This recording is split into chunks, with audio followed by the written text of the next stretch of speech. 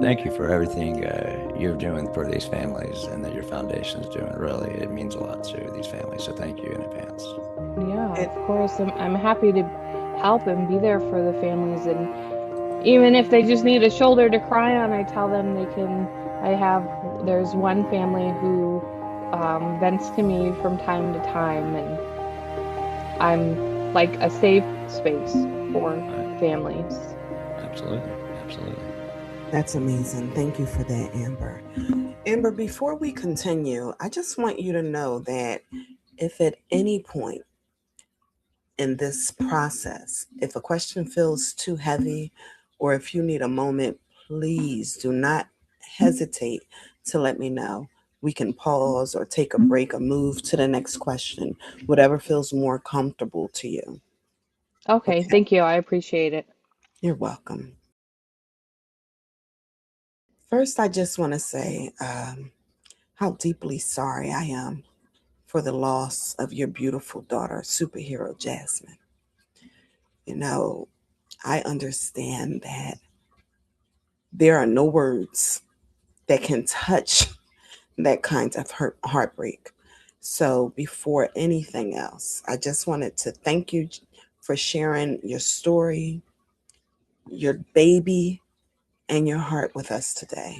Absolutely. Thank you. I appreciate it.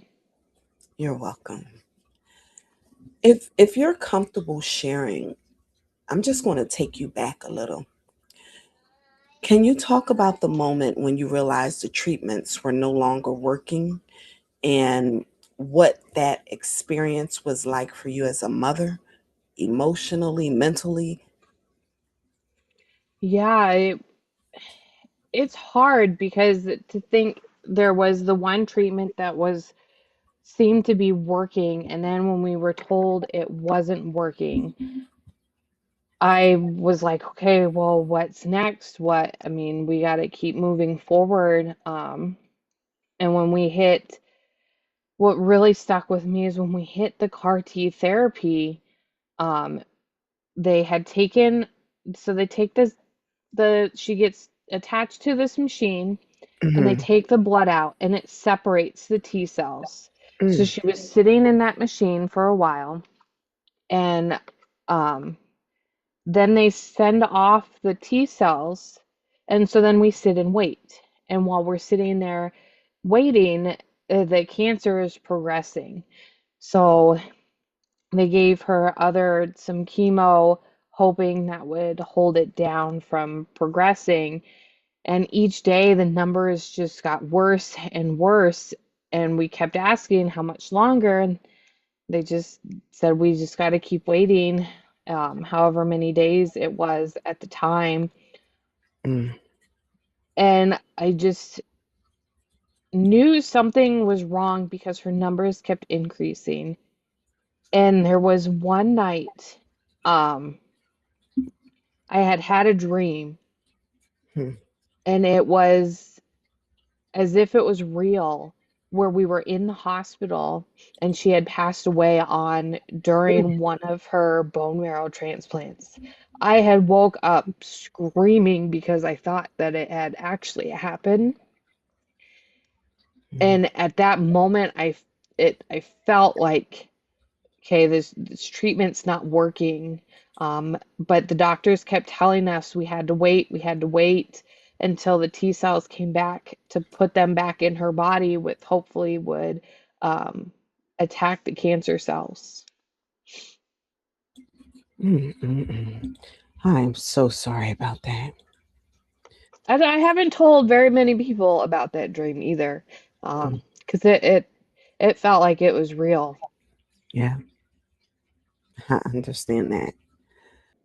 What were those conversations with the doctors like when you began hearing that the treatments were no longer working? Uh, it's really hard to explain just hearing that all these treatments and everything she's going through is not working. It's like I don't even know how to put it into words how it felt. It was scary, didn't with the unknowns, and what other treatments are out there. Started researching. Maybe there's treatments that the doctors don't know that maybe I would find, and it was a whole nother level that I can't even explain the thoughts that were going through my head. Mm. I imagining that it's just so hard to just even fathom that, you know. I'm so sorry you had to go through that. Thank you. It You're was welcome. it was a lot, Hmm. and it still is. It still seems Yes. like it was just yesterday that it Yes. happened, and I get told, "Oh, it'll get better. Things will get Mm-mm. better." No. No. No, we're 6 years now from it, and it's not any better. Yeah. I It still go to bed at night wondering what would she be like now? What would be her favorite things? Would her and her sister, who was 2 at the time, be causing chaos because they were best friends in the hospital? oh, So you're 100% right about that. You know, when the doctors, that moment when the doctors began telling you that there was nothing else they could do, did part of you still hold on to hope that somehow things would turn around, or were you just able to accept what they were telling you at that moment? I feel like I kind of already knew like the treatments weren't going to happen because it was shortly after that dream I had of her that when they said about the treatment. So a part of me felt like I already knew that it wasn't working and that wasn't going to work. And Mm, then I started thinking of if they were working, and this is what I tell myself to move forward too, is all these treatments have side effects. And I see other kids who have the exact same diagnosis as her, mhm. diagnosed at the exact same age, and they're further along and they had their bone marrow treatment, um, bone marrow transplant, and still passed away and had all these complications and all these side effects. Yeah, I tell myself that even if the treatments worked, how would her quality of life have been afterwards? yeah. Talk about considering something that's hard. But Yeah. you made that tough decision. You Yeah, made that. my husband and I sat together and debated, and we were both, well, the two options that we were given aren't even going to completely put her in remission and just cause her so much more pain and won't be able to she wouldn't be able to see her siblings, especially because at that time it was COVID and there were so many restrictions. My husband and I couldn't even be in the same room at the exact same time. We had to have a nurse come sit with Jazmine so we could swap out down in the lobby. Wow, that was incredibly unselfish, and I know extremely difficult. Oh, yeah, it was, words can't even explain it. When you guys went home, what did that look like for your family and those final days and moments for all of you together? It was really, at first, it was hard because we were trying to figure out how we were going to explain to them that this is the last time she's coming home, and we don't know how much time she's going to be at home. That was really hard trying to figure out how we were going to explain to the kids, especially the younger ones, what was happening. But we set up the living room and everybody played with her. We ended up um, trying to do different events with her. We did Easter egg coloring because she spent all of her holidays in Oh, the hospital. Oh, So we did our Easter egg coloring at home. We did like a little spa with her feet in these little bubble ball things, and just made sure everyone got to play with her and dancing and singing. And then the after the parade, we ended up going to the Princess Hotel. The Leukemia Lymphoma Society paid for us to go there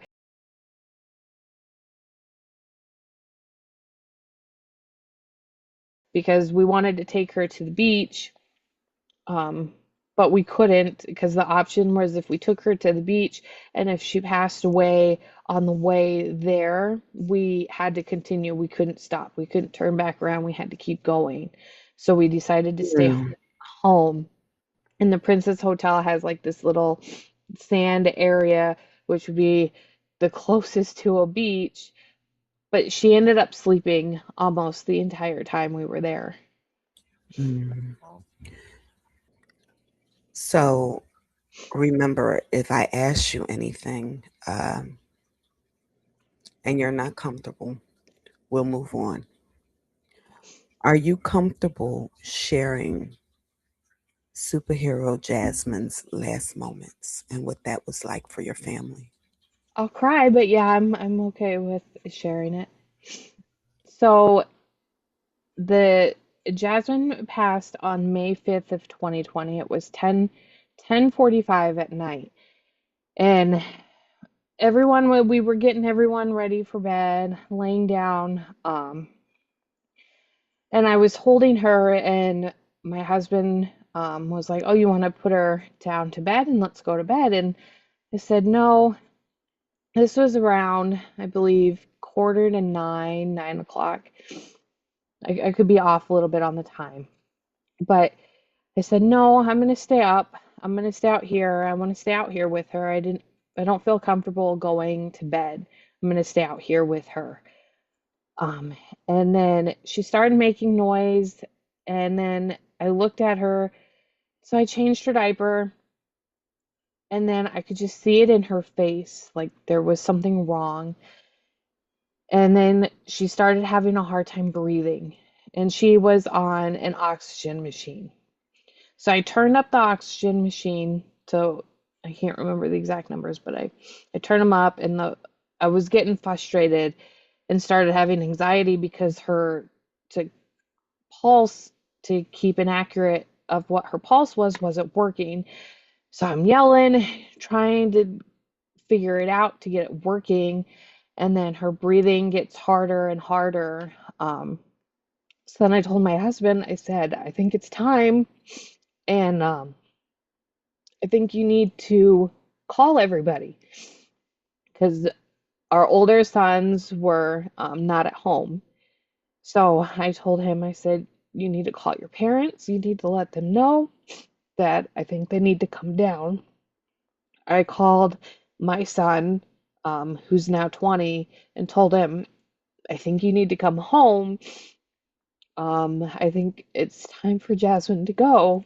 And so I was sitting on the couch holding her and was just singing to her. I turned her oxygen level all the way up and was just singing to her, talking to her, telling her it was okay.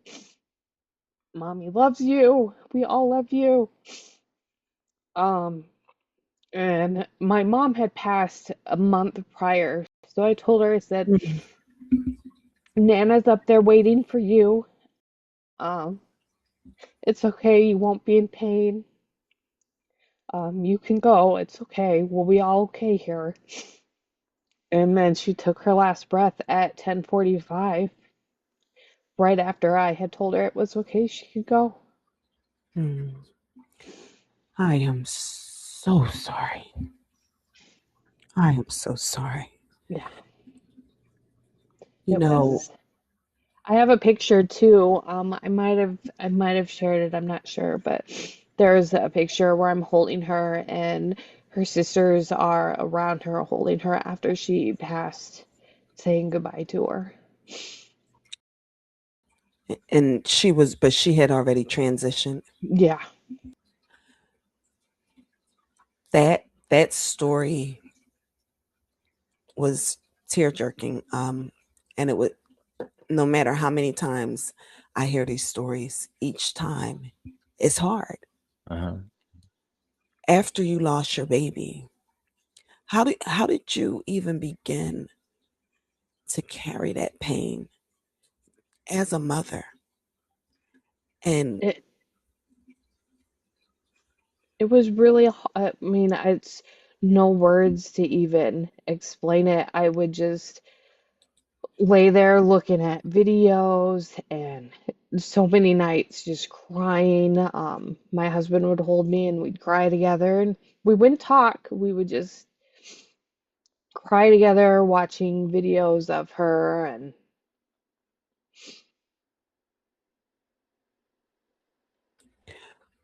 what is something that people don't really understand about losing a child that you feel is not talked about enough? it it's like it changes you as a person. Like a part of you has died with your child. You don't you're not that same person as you were when they were alive. It's you look at things differently. It has also made me more paranoid with my other kids. I Hmm. actually make all of my other kids every year. They get annual blood work to make sure everything's okay. And actually, that's how we ended up finding out he's now 13. He's got some autoimmune disease going on that we're still in the Mm, middle of trying to find out, but we wouldn't have found that out if I hadn't made him get blood work every year to compare numbers. mm, And so every time my child says they have a bloody nose, I'm freaking mhm, out. Um, just last week, my youngest said she had a bloody nose. I hurried up, parked the car because I was mm, driving. So I got off the road, went to go look at her, and it was just because she had scratched her nose. But the fear of bloody noses Sure. now, it's an immediate go straight to the hospital. mhm. I understand that. That experience traumatizes you. It really does. Every little thing. And then when the kids have bruises, I like my Yes. oldest daughter, she's like, "Mom, I have a bruise." And so I'll look at it and I'm like, "Okay, keep an eye on it." And then she'll see a bruise on her younger sisters and she was Mm, freaking out. There's something wrong. And yeah. I'm like, "No, that's not the same kind of bruise, but we'll keep an eye on it." So it even impacts Jasmine's siblings where Yes. they even get worried when there's bruises or a bloody nose. They're also freaking out. Mom, mom, mom.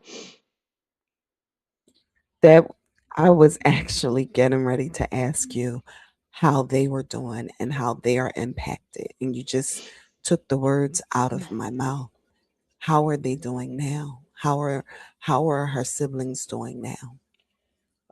Well, just the other day, her youngest sister, who's never met her, but we talk about her all the time. She knows that she's Jasmine is her sister.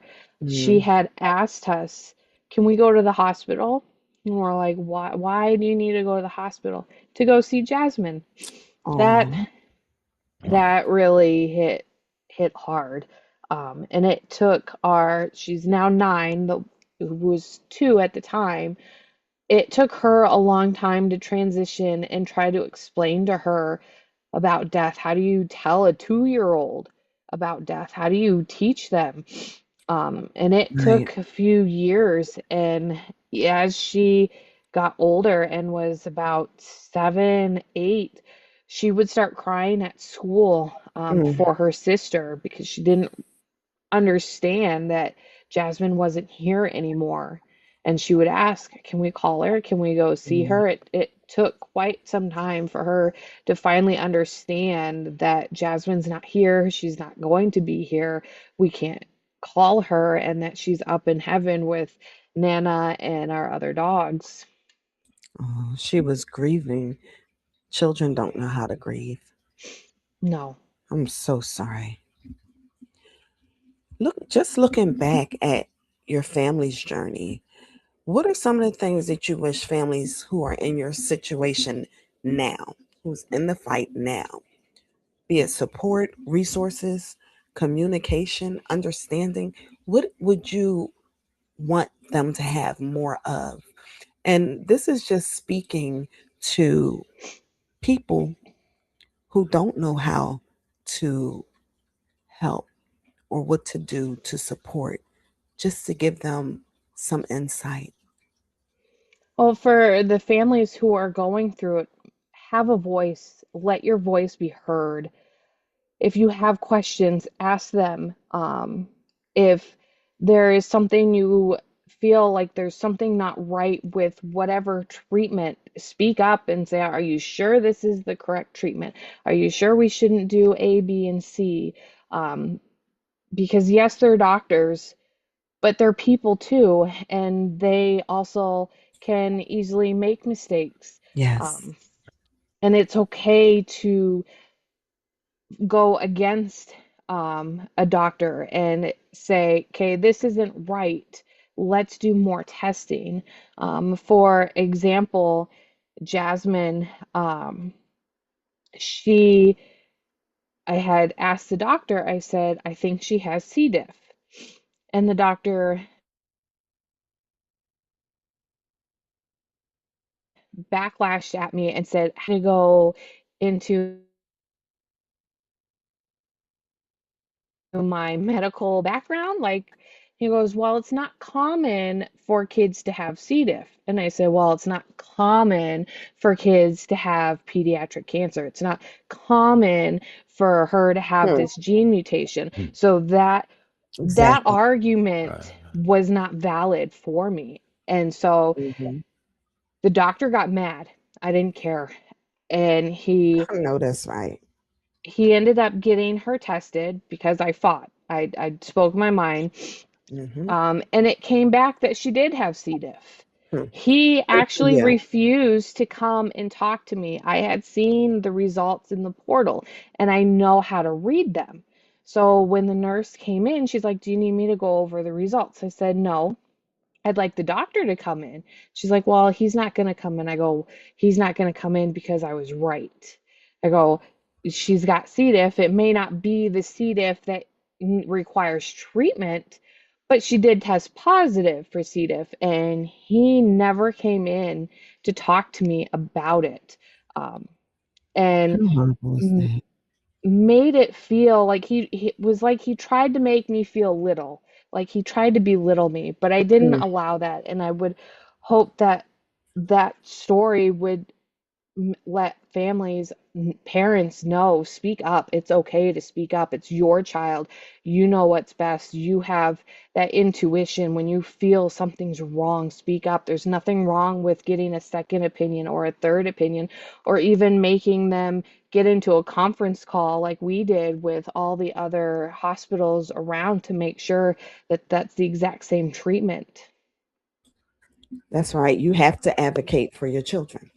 Mm-hmm. Because the kids don't know. They don't. And Jazmine couldn't even talk. Mm. Mhm. Well, her mom had her. Thank you. That was excellent advice. Speaking of being a mom and just going through this journey, how has it shaped you to be who you are today? Oh, I don't even know. I've never been asked that. I mean, I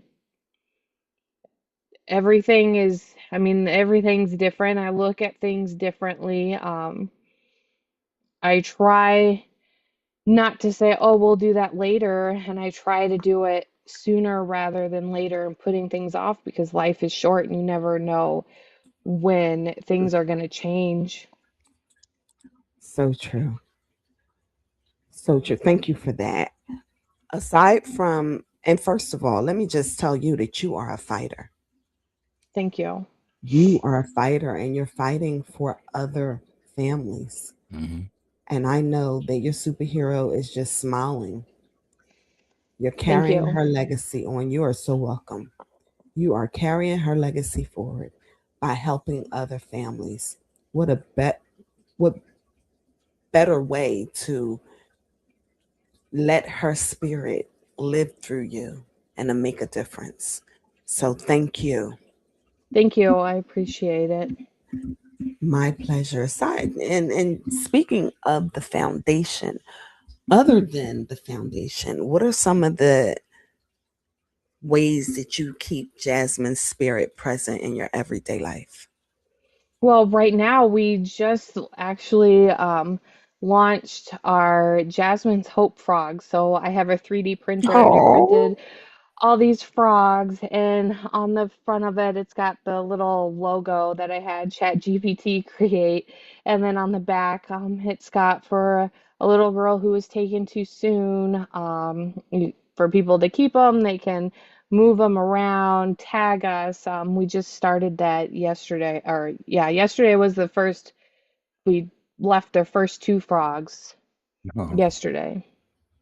But then that's we also awesome. do we also have on Sundays where we go to North Mountain Visitor Center, and we're trying to build a community for people to come hike, the hiking community, since Jasmine's journey was built while the foundation was through hiking. It's taking steps for Jasmine that she didn't get to. So we're trying Mm, to grow that and get more people to meet us on Sundays at 6 a.m. where we go and do it's about a mile and a half long. It's just a flat trail. It's pretty easy, but taking steps that she didn't get to because she was just learning how to walk when she passed. oh, So it's like her where we come up with her unseen journey to cure pediatric cancer. what an amazing idea for parents who are listening to your voice right now, who may have just heard the words, your child has cancer. What would you want them to hear from you in this moment? You're not alone. There is so many support groups out there. There's so many other parents, and the pediatric cancer community, even like on Facebook, there's other families from other states that will be happy to talk to you. You're not alone. You don't have to do this alone. Uh, Reach out. Don't hold it in. You hold it in, and it's going to destroy you. But there's lots of help out there. Thank you. That was very heartfelt. And before we close today, is there anything that's in your heart, that's on your mind, that we haven't touched that you would like to share? Oh man, I mean we touched on pretty much everything, I think. Amber, thank you for sharing your story and for the work you're doing through Jasmine's journey. How can people support your foundation? So on our website we have a donation link where people can go click on, and it'll send them through our Zephy link, and they can donate through there. We're also always accepting new toys. We have an Amazon wish list that people can purchase toys and stuff that will be shipped directly to us, and then we take those to the hospital for the kids.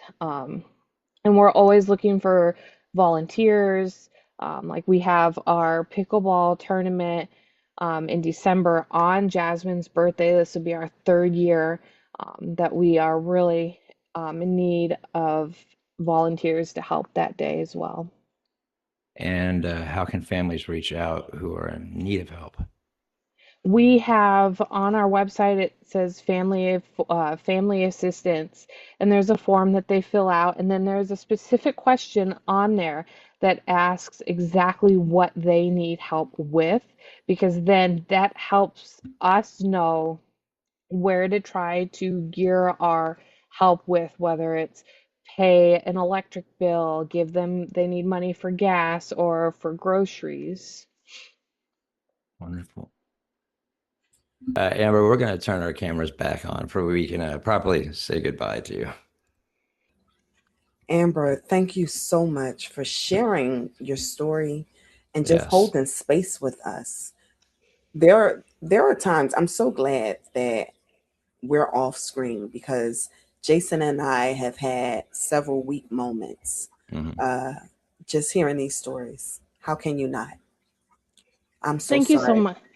Thank you so much for having me and letting me share Jasmine's story and letting everyone else hear her story as well. I really appreciate it.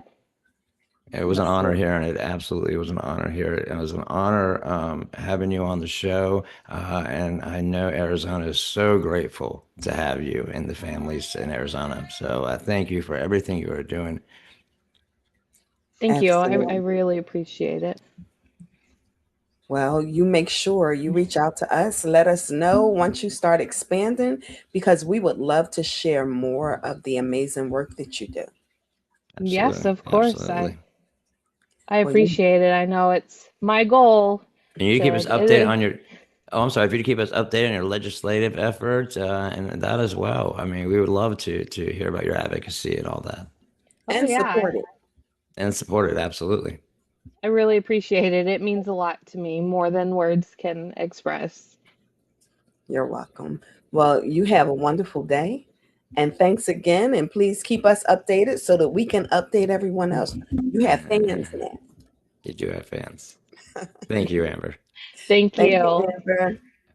Bye bye. Bye. Have a good day. You too. Thank you. We said it before, Jason.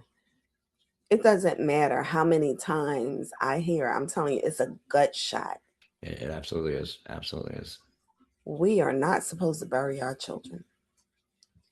And hearing that story and just the butterflies that I get every time I hear a story of a child dying, it just lets me know, you know what we're doing is not only needed,